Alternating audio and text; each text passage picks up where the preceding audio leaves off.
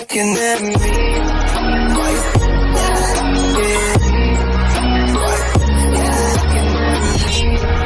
Assalamualaikum warahmatullahi wabarakatuh.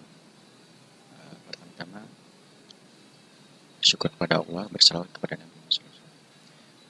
Perkenalkan, nama saya Aryan Sudan Herman dari kelas B. Saya dari kelompok 4 akan mempresentasikan hasil kerja kelompok kami, yaitu materi sistem operasi iOS. Di kelompok 4 ini, saya terdiri dari 5 anggota, yaitu Putriani, Asani Amalia, Aditya Rahmatullah, Fatir Muhammad Arista, dan saya sendiri yaitu Aryan Suteherman.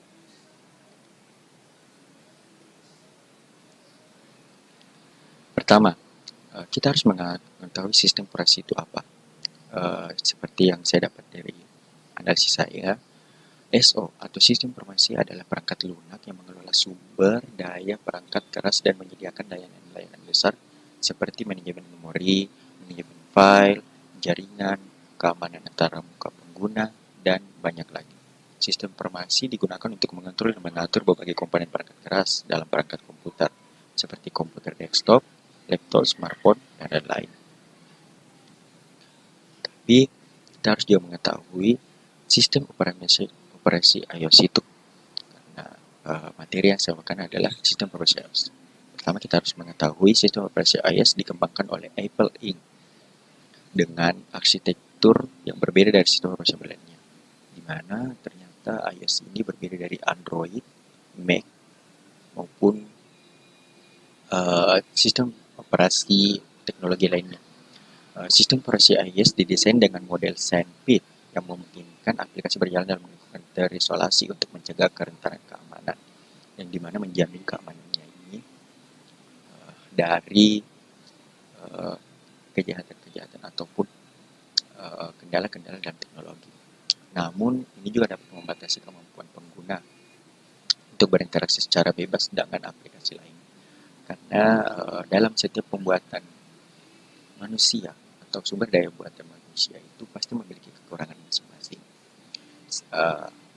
Selain itu, iOS juga menggunakan pengaturan sentral yang konsisten dan mudah dilakukan, namun juga dapat membatasi kemampuan pengguna untuk melakukan personalisasi secara mendalam.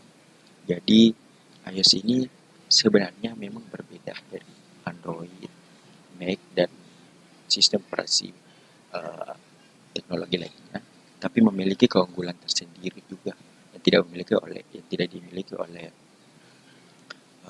sistem operasi lainnya, tetapi juga memiliki kekurangan yang membatasi pengguna sehingga keseimbangan teknologi dalam era sekarang itu tidak menonjol satu sama lain, tetapi dalam penggunaan atau rekomendasi penggunaan teknologi di era ini yang saya analisis, iOS memiliki pengguna terbanyak di dunia ini karena memiliki sistem operasi yang memadai dalam perkembangan teknologi sekarang. Mungkin hanya itu yang dapat saya sampaikan untuk perkenalan sistem operasi iOS ini dalam kelompok saya. Terima kasih. Baik, terima kasih atas kesempatan yang diberikan oleh Saudara Tion. Saya Aditya Rahmatullah dari kelompok 4. Pada kesempatan kali ini, saya akan membacakan materi kelompok kami terkait sistem operasi iOS dan sejarah singkatnya. Baik, langsung saja tanpa berlama-lama lagi. Langsung saja kita masuk ke pengenalan sistem operasi iOS. Sistem operasi iOS dikembangkan oleh Apple Inc. dengan arsitektur yang berbeda dari sistem operasi mobile lainnya. Sistem operasi iOS didesain dengan model sandpit yang memungkinkan aplikasi berjalan dalam lingkungan terisolasi untuk mencegah kerentanan keamanan. Namun, ini juga dapat membatasi kemampuan pengguna untuk berinteraksi secara bebas dengan aplikasi lain. Masuk ke sejarah singkatnya, iOS atau sebelumnya dikenal sebagai iPhone OS, awalnya diluncurkan pada tahun 2007. Mulanya ketika Steve Jobs selaku mantan CEO Apple Inc. mulai merencanakan iPhone. Ia memiliki ide untuk mengecilkan Mac atau memperbesar iPod. Dengan ide tersebut, Jobs pun mengadu tim Macintosh yang dipimpin oleh Scott Forstall dengan tim iPod yang dipimpin oleh Tony Fadell. Dalam persaingan internal tersebut, Forstall menang dengan menciptakan iPhone OS. Keputusan tersebut memungkinkan keberhasilan iPhone sebagai platform yang menggunakan sistem operasi desktop sebagai basisnya atau dasarnya. Versi utama iOS dirilis setiap tahun, pada setiap perangkat terbarunya.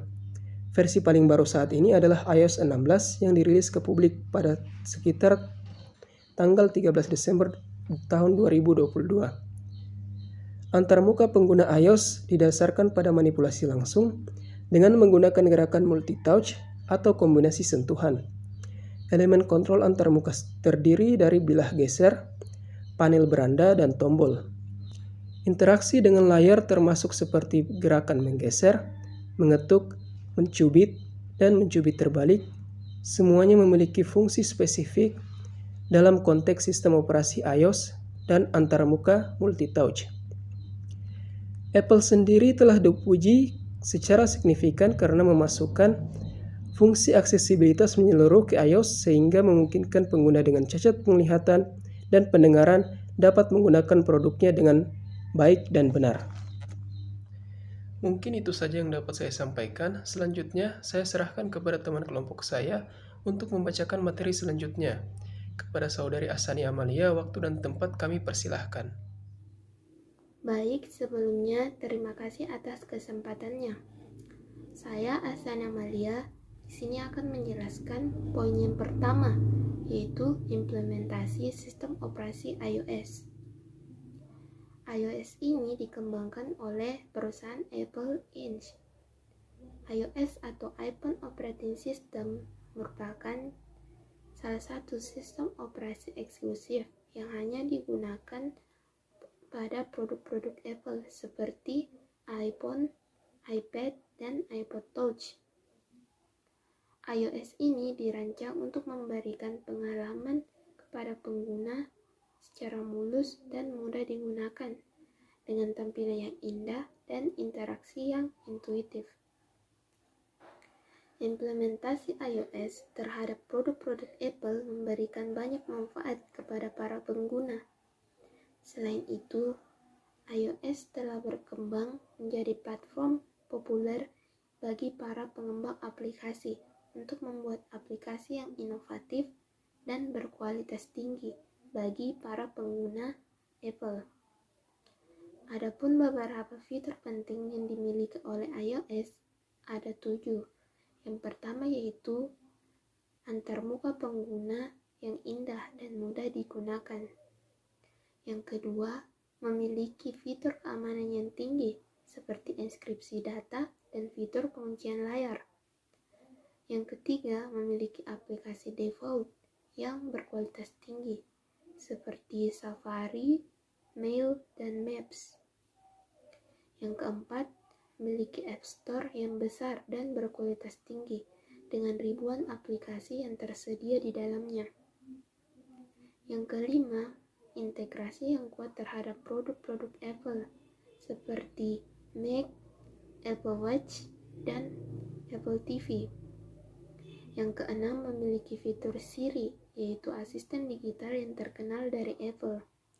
Dan yang terakhir, memiliki kinerja yang cepat dan responsif. Selanjutnya akan dijelaskan oleh Saudara Fatir. Oke, terima kasih atas kesempatan yang diberikan kepada saya. Nah, di sini saya akan menjelaskan arsitektur iOS ataupun iOS. Arsitektur iOS yang berkaitan dengan sistem informasi.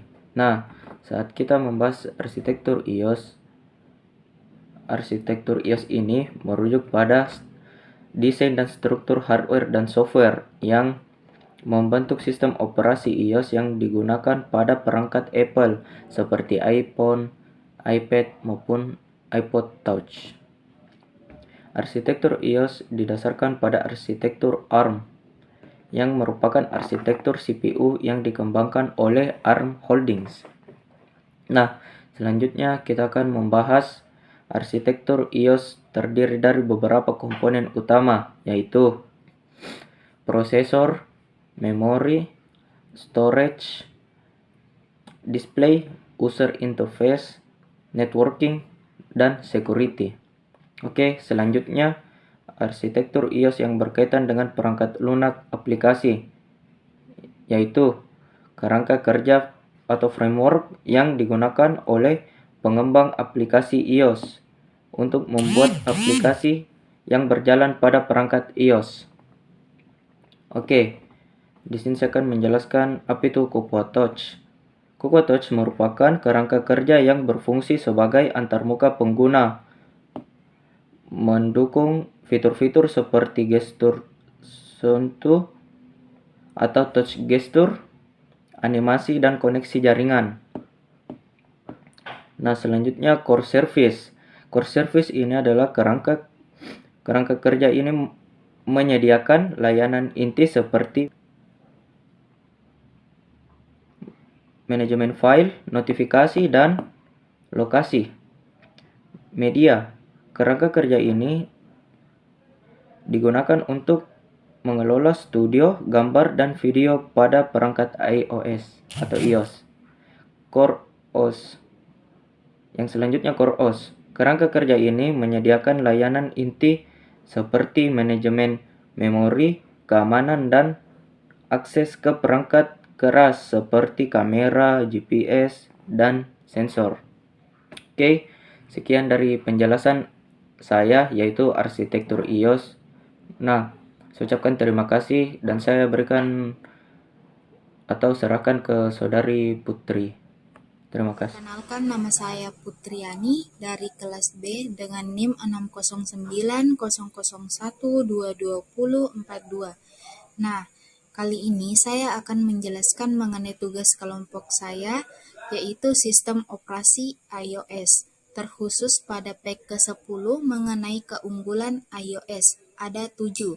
Yang pertama yaitu antar muka pengguna yang intuitif dan mudah digunakan. Yang kedua, keamanan yang tinggi.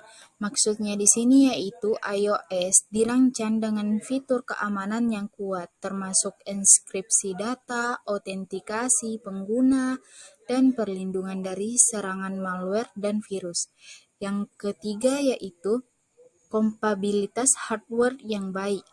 Maksudnya di sini iOS hanya berjalan pada perangkat Apple, sehingga sistem operasi ini dapat dioptimalkan untuk hardware Apple sehingga menghasilkan kinerja yang optimal dan hemat daya.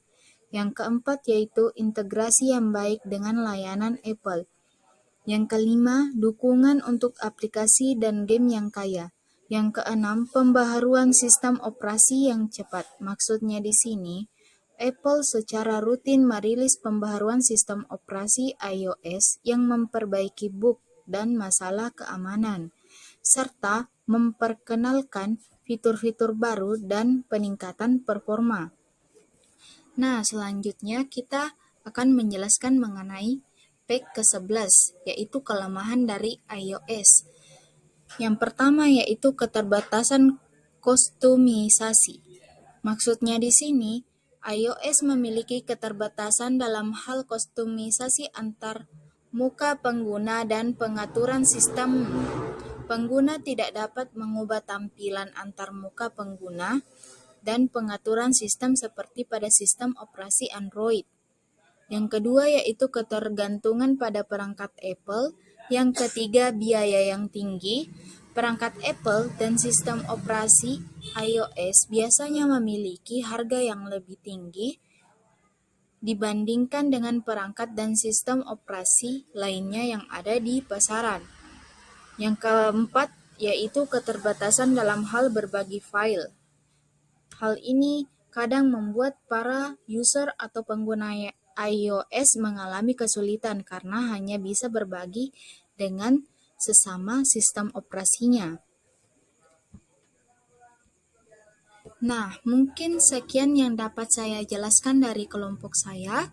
Lebih dan kurangnya mohon dimaafkan. Wabillahi taufiq wal hidayah. Wassalamualaikum warahmatullahi wabarakatuh.